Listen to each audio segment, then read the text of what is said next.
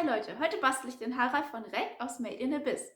Falls ihr den Manga und den Anime nicht kennt, Rek ist ein Roboter, der aussieht wie ein Kind und der hat ein paar richtig coole Fähigkeiten und er ist einfach so süß.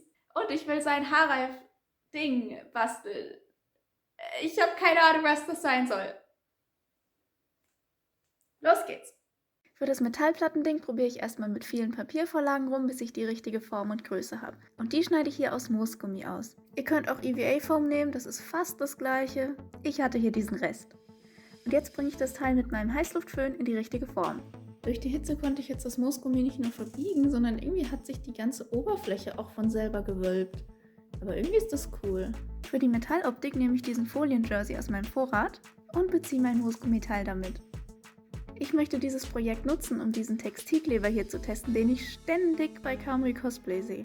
Da dieser Kleber auf Epoxidbasis ist, benutze ich ihn nur mit Handschuhen an einem gut belüfteten Ort. Und ja, das macht Spaß im Winter.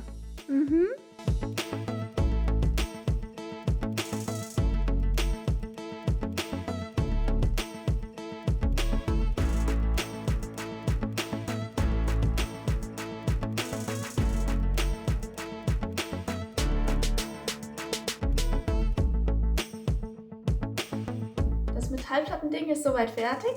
Es ist auch eine coole Krone. Ich habe hier noch Filz auf die Innenseite geklebt, den brauche ich nachher für die Befestigung am Haarreif. Und jetzt mache ich die Schrauben. Die Schrauben mache ich aus Fimo, das ist ofenhärtende Modelliermasse. Ich habe mir hier schon mal einen ungefähr passenden Farbton gemischt und ich habe einen Kreis in der richtigen Größe gefunden.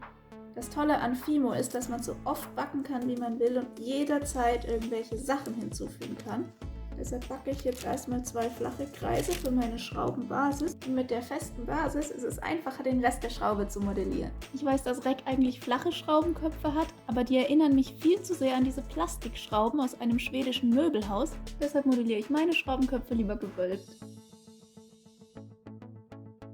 Während meine Schrauben noch backen, mache ich weiter mit den weißen Dingern. Was ist das? Ich habe keinen Namen dafür. Jedenfalls kann ich jetzt endlich was nähen.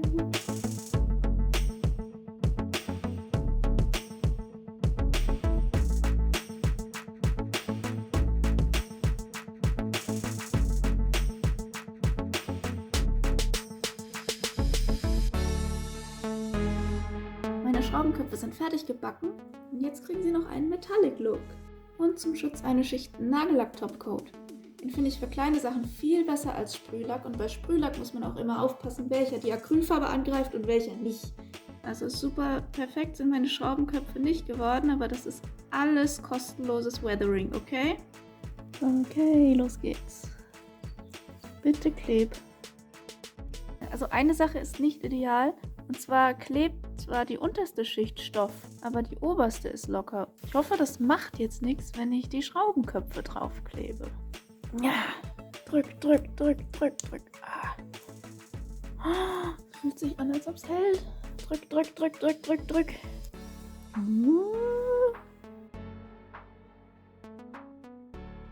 Ich hoffe, es ist symmetrisch. Oh ja, oh, guck mal. Oh. Diese schönen Fäden hier, ey. Wow. Der letzte Schritt ist jetzt noch dieses Ding am Haarreif zu befestigen. Und so stark und beeindruckend dieser Textilkleber auch ist, ich traue ihm bei dieser glatten Plastikoberfläche nicht. Deshalb werde ich die Sachen zusammen nähen. Dafür ist mein Filz da. Schaut mal, ich habe jetzt eine gebogene Nadel. Meine Idee, dass der Haarreif hier nicht hin und her rutscht, ist, dass ich hier immer, seht ihr das, zwischen diesen Zähnchen nähe. Rechts und links verknote ich das Garn, dann nähe ich einmal drüber über den Haarreif zwischen den Zähnchen. Und dann mache ich wieder einen Knoten und dann wieder zurück und so. Ich denke, so hält das.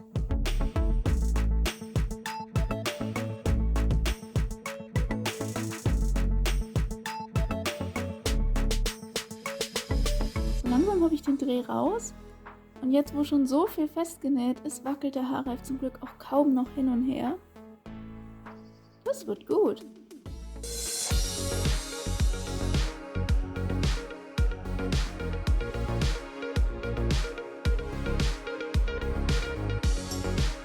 Der Klebertest war ein voller Erfolg. Mein Haarreif ist so toll geworden und ich habe gar nicht erwartet, dass er mir tatsächlich steht. Also Ja, der Metalleffekt wäre realistischer, wenn ich das Moosgummi lackiert hätte, aber das ist mir zu aufwendig für so ein kleines Spaßprojekt und ich bin glücklich mit dem Ergebnis. Hier wollte ich dann zum Spaß noch einen Make-up-Test machen.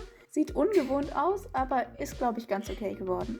Was meint ihr? Ich plane im Moment kein komplettes Cosplay, aber ich hätte so viel Lust, die Outfits von Rico und Reck für Kinder zu nähen. Das wäre so süß. Aber wo kriege ich Kinder her?